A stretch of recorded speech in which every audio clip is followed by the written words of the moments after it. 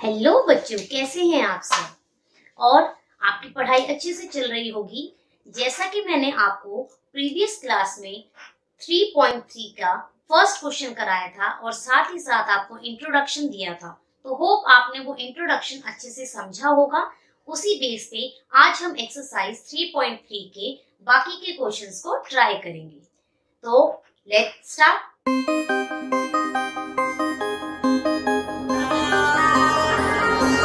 Now, question number second is, consider the following parallelogram, find the value of unknown x, y and z।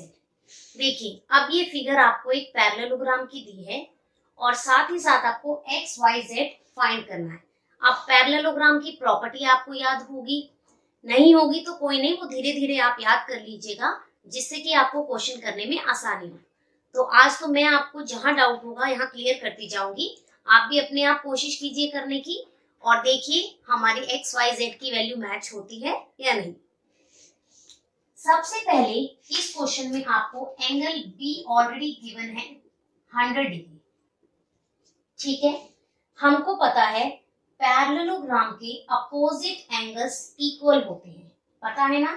तो हम लिख सकते हैं angle B equal to angle D, bracket में because opposite angles of a parallelogram are equal।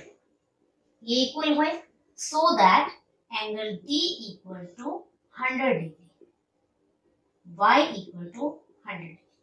यानी कि आपके पास Y की वैल्यू कितनी आ गई 100 डिग्री।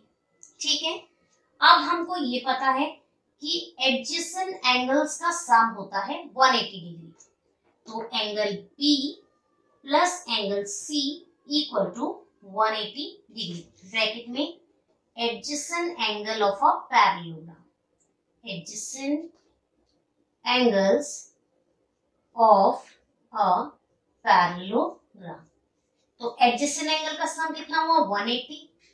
अब 180 का यूज कैसे करेंगे, B की वैल्यू आपके पास ऑलरेडी है 100 degree plus angle C as it is 180 degree. 100 आप यहां लेके जाएंगे तो angle C equal to 180 degree minus 100 degree equal to 80 degree. आपके पास C की वैल्यू कितनी आ गई 100 डिग्री। इट मींस X आ गया आपके पास 100 डिग्री, सॉरी X आ गया आपके पास 80 डिग्री, राइट। अब x एंड z आपस में क्या होंगे equal, opposite angle of parallelogram. तो angle x equal to z, bracket में opposite angles of a parallelogram are equal. ठीक है, इसके बाद यहाँ है, आपको नहीं समझ आएगा तो कमेंट कीजिएगा, मैं प्रॉपर तरीके से इसको आपको एक्सप्लेन दोबारा कर दूंगी। x क्या है आपके पास 80 डिग्री इक्वल टू z। तो आपके पास z की वैल्यू आ गई, आपके पास x की वैल्यू आ गई और आपके पास y की वैल्यू। देखिए, इस क्वेश्चन को करने में आसानी इसलिए हुई क्योंकि हमें पैरेललोग्राम की जो प्रॉपर्टी थी वो याद थी, उसका हमने यहाँ पर यूज किया और आपका क्वेश्चन 2 मिनट में ये पूरा का पूरा इजीली सॉल्व हो गया।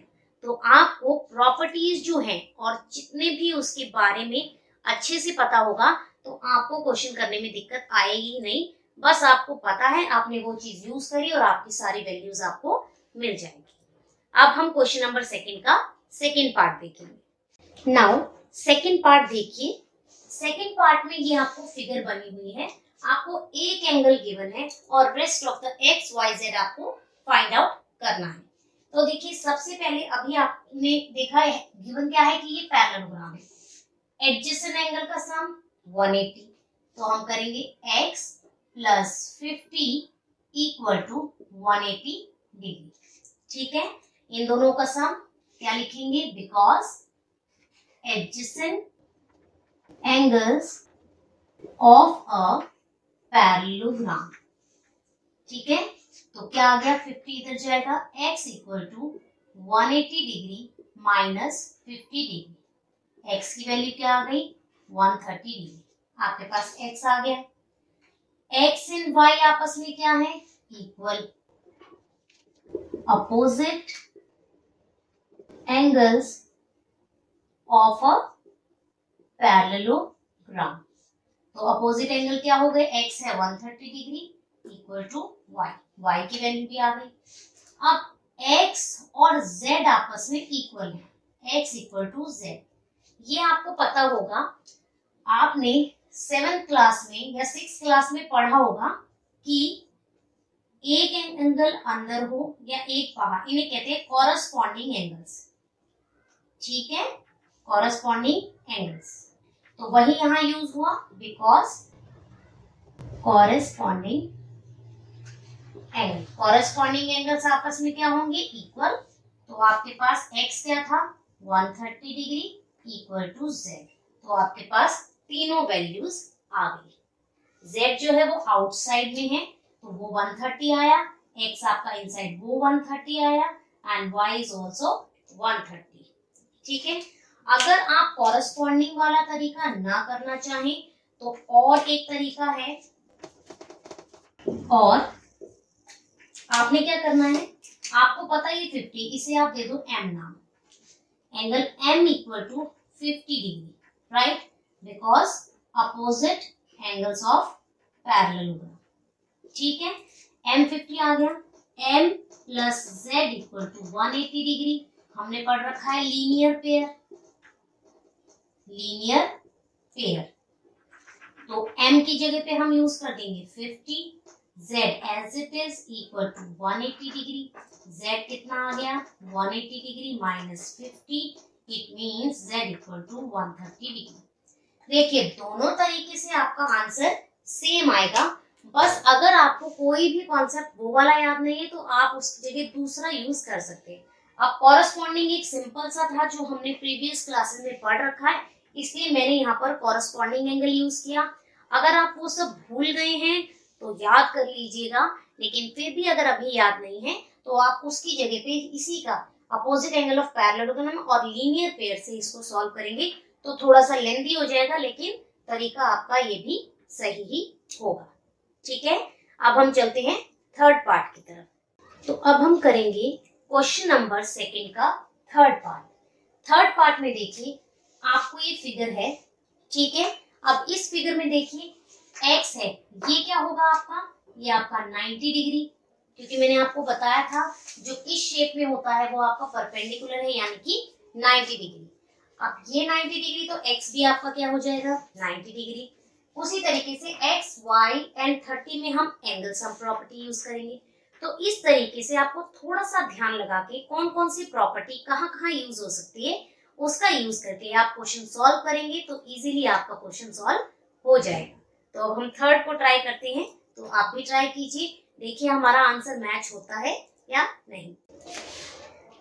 सबसे पहले x equal to 90 degree, bracket में क्या लिखेंगे, अब देखिए एक इस तरीके से एक एंगल इधर एक एंगल इधर, इसको क्या कहते हैं आपने पढ़ रखा होगा, इनको कहते हैं वर्टिकली अपोजिट एंगल, राइट, यानी कि ऐसे एंगल जो होते हैं वो वर्टिकली अपोजिट एंगल होते हैं। अब हमें पता है x हमें मिल गया, x plus Y plus 30 degree equal to 180 degree. हमने पढ़ रखा है angle sum property, angle sum property, ठीक है। तो x की वैल्यू क्या है आपके पास 90 डिग्री प्लस में y plus 30 degree equal to 180 degree.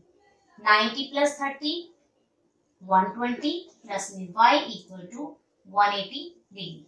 120 यहाँ ले जाइए, y equal to 180 degree minus 120 degree, यह आया आपका 60 डिग्री। y की वैल्यू आ गई।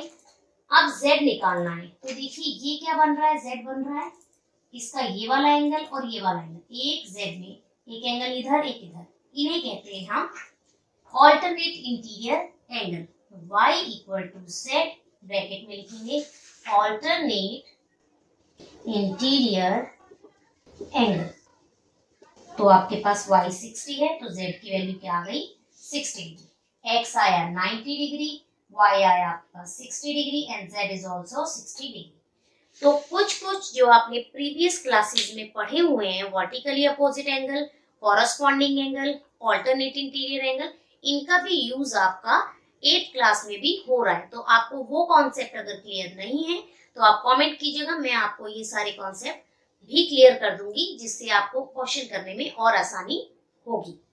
ठीक है, तो अब हम करते हैं इसका next part. Now 4th part देखिए। 4th पार्ट में आपको फाइंड आउट करना है same x, y and z। अब देखिए इजी तरीका देखिए, 80 है, y भी क्या होगा 80। क्यों होगा? क्योंकि पैरेललोग्राम के अपोजिट एंगल्स क्या होते हैं? Equal. Opposite angles of a parallelogram, तो अपोजिट एंगल्स इक्वल हो गए। अब देखिए ये वाला 80, z भी इक्वल होगा, z इक्वल टू 80 डिग्री। क्यों होगा? ये कौन से एंगल है? एक ही लाइन पर एक एंगल अंदर हो और एक एंगल बाहर, उन्हें कहते हैं हम कॉरस्पॉन्डिंग एंगल। तो ये आ गया आपका कॉरस्पॉन्डिंग एंगल्स। ठीक है, आपको y मिल गया, आपको z मिल गया। Now you have to find out x। x कैसे फाइंड करेंगे? तो देखिए एडजेसेंट एंगल का सम है हमारा 180 डिग्री। क्या होता है? 180 डिग्री, जिसमें से आपने y पहले ही फाइंड आउट कर लिया, क्या है 80 डिग्री, ये आया 180 डिग्री, 80 यहाँ गया, x equal to 180 degree minus 80 degree, x आ गया आपके पास 100 डिग्री। ठीक है, तो यहां लिख दीजिएगा adjacent angles of a parallel. देखिए जो भी प्रॉपर्टी आप यूज करते हैं उसे मेंशन जरूर कीजिए, इससे दो काम होंगे आसान। एक तो मेंशन करने से बार बार आपको भी रिवाइज हो जाएगा प्रॉपर्टीज, दूसरा आप समझने के टाइम पे अगर दोबारा रिवाइज अप करना होगा तो आप इजीली चेक करेंगे तो आपको याद आ जाएगा ये प्रॉपर्टी यूज करने से आपका ये आया है। ठीक है, अब हम इसका नेक्स्ट पार्ट करते हैं। नेक्स्ट 5th पार्ट देखिए। 5th पार्ट में भी सेम देखिए, आपको ये 112 दिया है, ये वाला एंगल 40, ये x and y, where is z? यहाँ है आपका z, ये आपको फाइंड करना है। तो देखिए y तो आपका आ गया 112। ठीक है, क्यों आया? Opposite angles of a parallelogram. ठीक है, y तो आपका 112। अब हमें पता है इन तीनों एंगल का सम क्या होगा, ये आपका ये फिगर है, यहाँ है y, यहाँ है x, यहाँ है 40 डिग्री। तीनों एंगल का सम क्या होगा? 180 डिग्री। तो उसका यूज कीजिए यहाँ पर, angle x plus angle y plus 40 degree equal to 180 degree. Bracket में क्या लिखेंगे? Angle sum property. ठीक है, x as it is, y की प्लेस पे 112 डिग्री प्लस में 40 degree equal to 180 degree. 112 and 40 प्लस करेंगे 152 डिग्री इक्वल टू 180 डिग्री। ये यहाँ लेके जाइए, x equal to 180 degree minus 152 degree, ये आया आपका 10⁸ 700, x इक्वल टू 128 डिग्री। अब x के साथ आप z फाइंड आउट कर लीजिए। देखिए ये आपका क्या बन रहा है? बन रहा है alternate interior angle x and z। तो हम क्या लिखेंगे?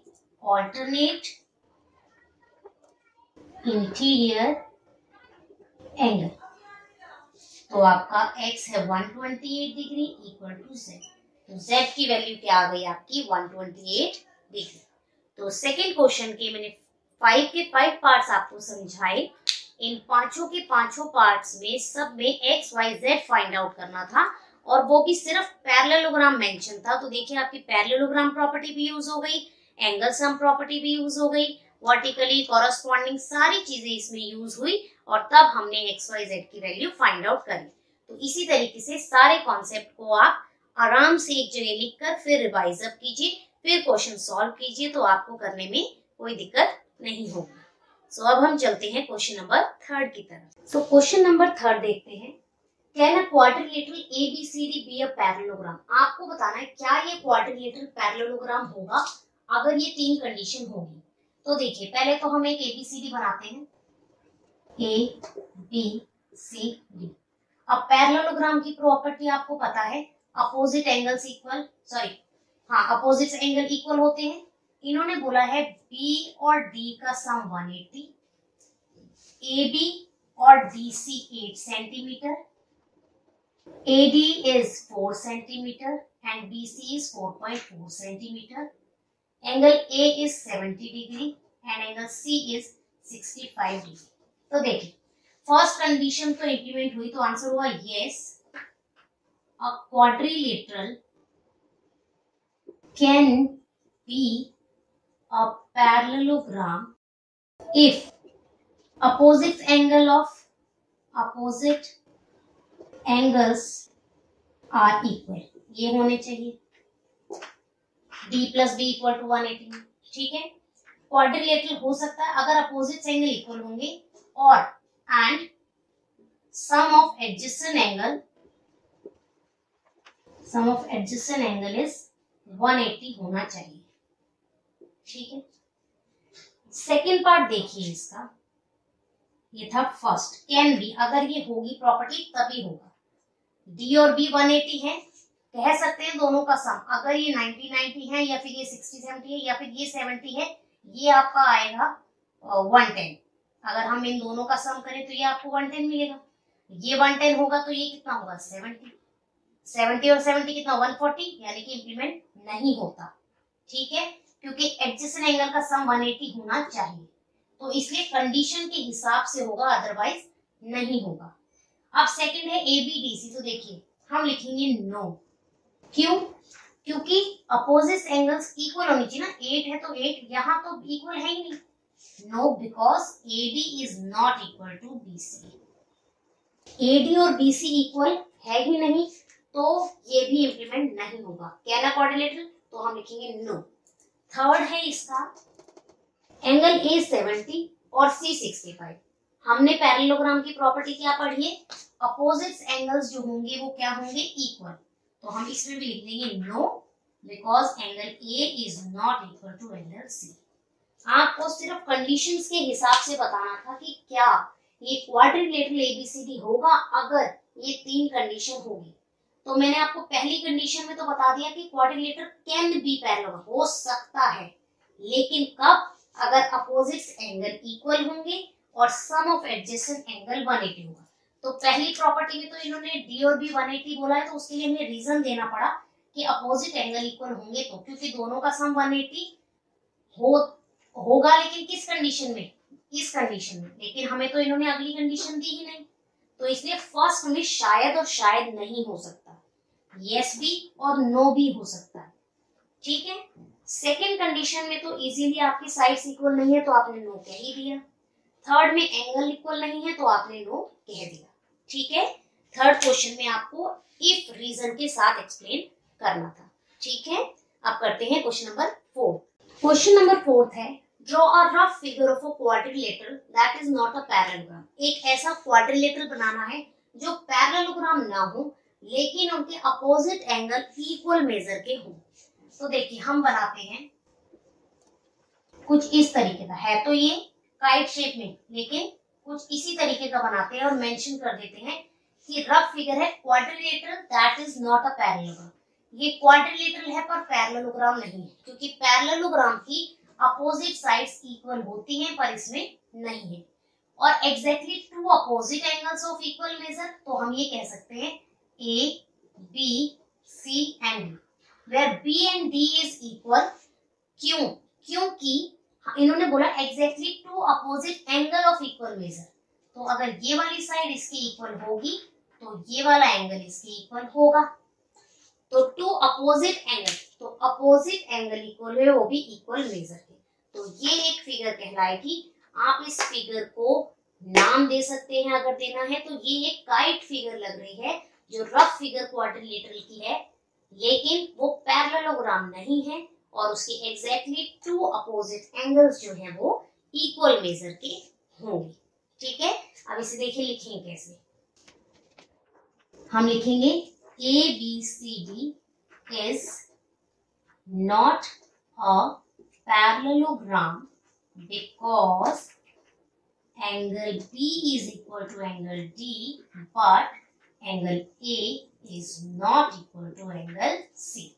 क्योंकि पैरेललोग्राम तो कौन सा होता है, जिसमें अपोजिट एंगल्स इक्वल होते हैं, पर इस फिगर में क्या है, एक पैरेललोग्राम है बट उसके अपोजिट एंगल सारे इक्वल नहीं है, बस एक पेयर इक्वल है, जो कि हमें काइट में शो होता है।